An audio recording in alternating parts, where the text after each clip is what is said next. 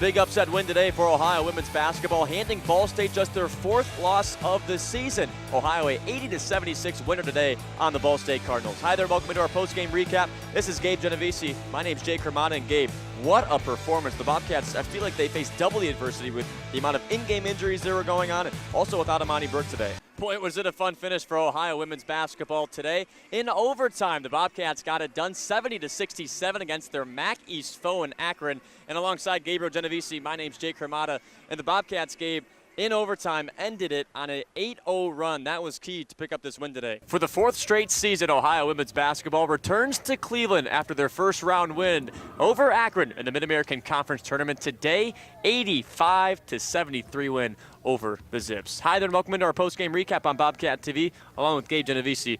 My name's Jake Hromada, and Gabe, and Akron was just hitting tough shot after tough shot, and you got to give kudos to the Bobcats for hanging in there for one, and for two, going to Cleveland for a 4th straight season despite these last 3 games and the way they've gone. Ohio ended the 3rd quarter on a 12-2 run. They got it done underneath, Tony. Oh, they did, and again, with some interior passing there, nice little shovel pass, but also on the defensive end, they created some defensive turnovers and another one right there. Good defensive stops.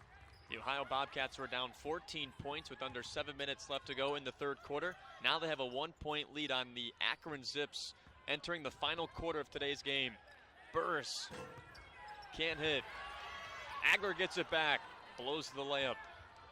And Akron trying to regain their lead. Down low, blocked from behind. Exploding from the weeds, Dominique Dosick. That's just a great contest right there by Dosick. Akron trying to push the ball up the floor a little bit, but good transition defense by Ohio. Dosick only with 1 point today, but contributing on the other end. Now, good job there again. You had the offense get underneath, and right there, another steal there by Agler. Here's Agler to a cutting Burris. Scores! Now, that's good pressure off the inbounds defensively by Ohio. Agler coming up with the loose ball. And that's just great transition there, good execution, and good finish by Burris. Even though the Bobcats were down 14 to start the 3rd quarter, ended the 3rd quarter up 1, getting the home crowd into it, the Bobcats may have the momentum. Well, they absolutely do, but they outscored Akron 12-2 at one point. Another Akron Zips turnover, 24 total today. But that's Ohio's bread and butter, Tony, forcing turnovers and converting those turnovers to points because they're undersized and they're fast. Absolutely, and that's what we talked about at the beginning is what was going to be one of the keys, and that was for Akron to be able to take care of the basketball. And in Ohio's last loss to Central Michigan, the Chippewas took away the turnovers and the points off turnovers.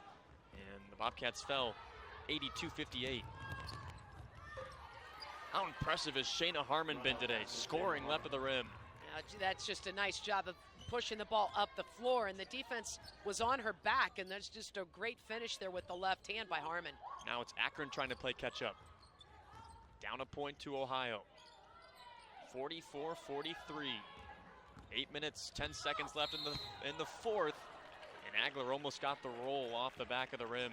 A nice job there going at the defense. This is going to be the 18th free throw attempt this afternoon for Ohio, compared to only 4 from Akron. That just goes to show how much Ohio is actually attacking the basket. Agler hits the first free throw, and I mentioned it earlier in this game, but Agler didn't take any free throws when she was fouled, but 9 for 10 in her last 4 games from the line, 56% on the season, so that just goes to show a turnaround. I need to hit my free throws. Absolutely. Can't connect on the second. Well, the senior, she needs to be scoring, from the line like that. She's getting to the line. Now you got to score.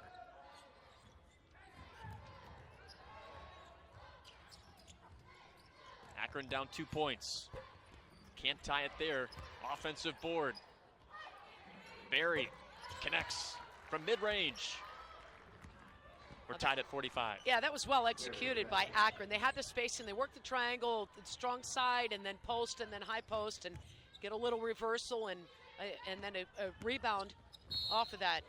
Offensive foul called on Amani Burke. Yep, she extended that arm, trying to push that defense away. Good defense by Akron. Burke with a little shot fake, a little jab and cross, and it just got that left elbow Pushed off just enough. Good job, yeah, by Harmon to shuffle her feet. And Amani Burke with 3 personal fouls. Each team with 1 foul in the fourth quarter. Deadlocked at 45, 7:30 remaining in the fourth quarter. Ohio trailed by as much as 14 at the beginning of the third quarter. Blocked down low. CC Hooks for Ohio. Barker can't connect. Saved inbounds by Burke. Ohio with the refresh shot clock. Yeah, that's just great effort defensively and offensively by Ohio. Burke from downtown, too strong. Foul on the rebound, and it's on Akron. That's going to be a tough call right there. I know Akron's not going to be happy with that call. Yeah, Jody Kest at the end of her coach's box. For first, second on the team. It's on Alyssa Clay, that's her first. Ohio's lone senior, Agler. Barker from deep. Too strong. She is not connected on a 3 today. And she's Ohio's second best 3-point shooter. Well, absolutely. But, you know, they have to stay with what's been working. What's been working has been attacking, going at the basket. You know, and you're working too hard on the defensive end to get yourself back in the ball game, taking the lead. Now it's tied up, but you've gone back-to-back possessions and haven't scored. But they've tried to get it done from the 3-point line. Get the ball on the inside. Stay with what's been working. Sierra Hooks, a little too handsy once again. Now she's in foul trouble, Tony. She's got 4. Absolutely. Just a little too much reaching today for Hooks. 45-45 tie, 6:20 approaching, fourth quarter clock. Akron has not beaten Ohio in the last 7 meetings. This will be their first win in Athens since 2013-14. And Amani Burke this time underneath. She now has 4 personals. So Ohio's 2 leading scorers, Tony, 4 personal fouls. The Bobcats come away with a rebound, and from left to right, it'll be Ohio's freshman leading scorer, CC Hooks, with the basketball, dribbling stationary up top. Passes to her right to Katie Barker, and the Bobcats will swing it around left side to Gabby Burris. Back up top, this time it's Dosick. Dosick to Barker, Barker for 3, swish, she knocks it down.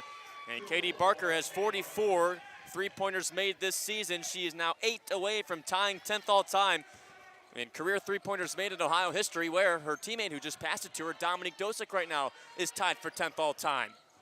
Ohio 3, Eastern Michigan nothing, and a miss straight away on a 3 ball from Eastern Michigan. The rebound corralled by Ohio, and the Bobcats in between the circles from left to right. We're a minute in, with the Bobcats leading 3-0 on Eastern Michigan, 8:58 remaining in the first quarter.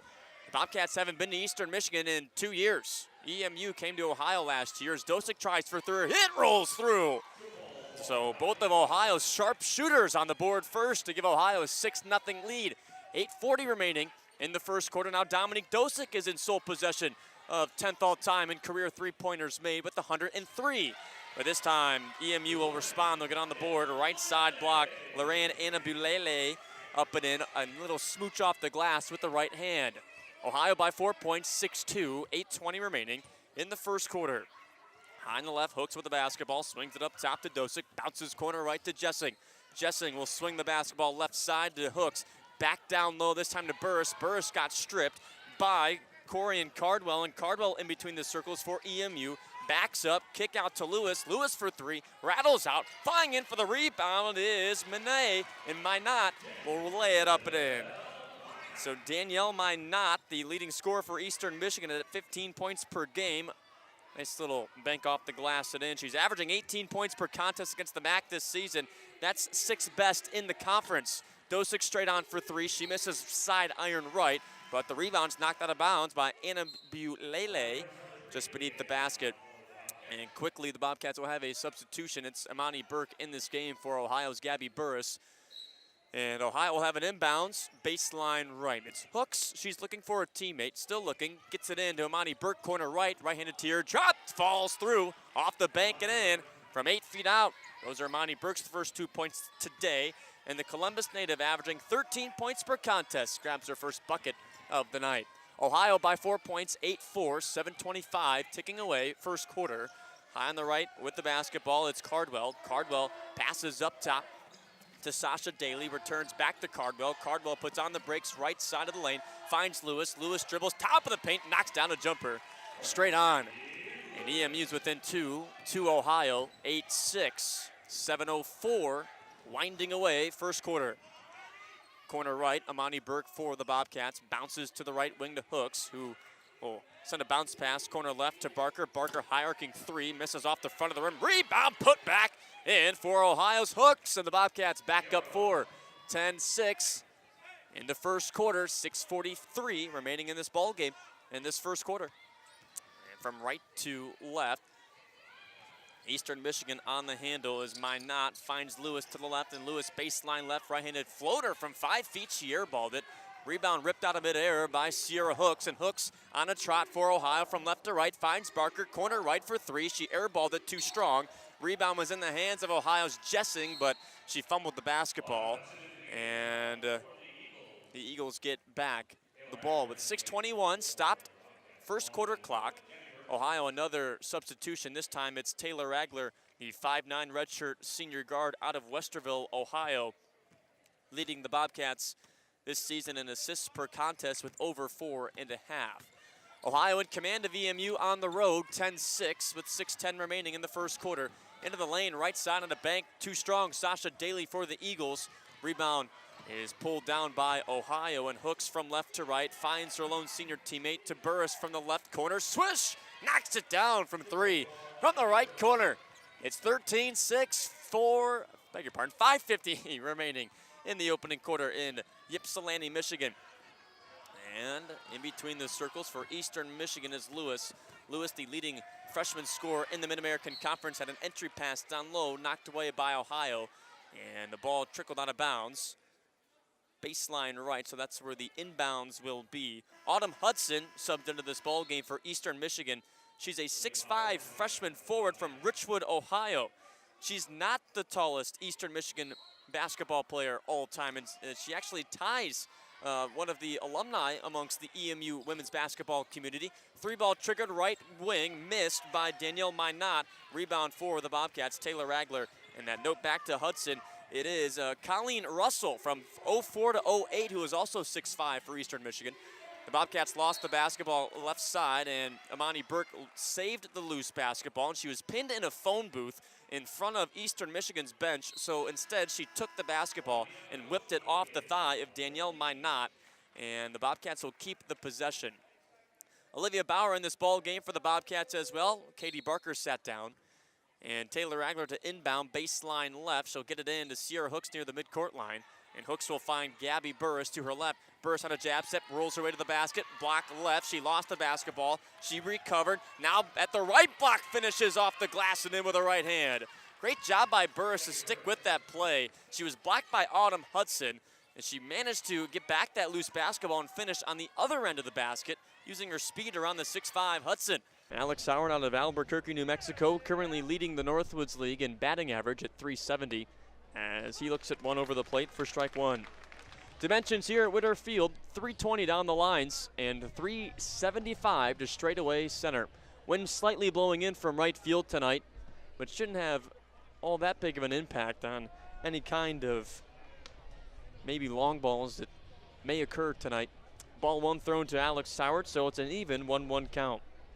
Howard has recorded a hit in his last 6 games. The 1-1 swung on hard and bounced through the mitt of McGowan, the third baseman. And Alex Howard will round the first base bag. He's on safely, and that'll be the first hit of the evening for the Battle Creek Bombers, and the 45th hit this summer for Alex Howard. So Alex Howard now a hit in his last 7 games, and 27 of his 31 games he has now recorded at least 1 hit. Wow, my goodness, howie wowie. As Nick Walker at the plate, 321 hitter, the junior out of Austin P, and Spring Hill, Tennessee native. Walker hits one high and out of play to the parking lot to the left. Great environment here at Whittier Field.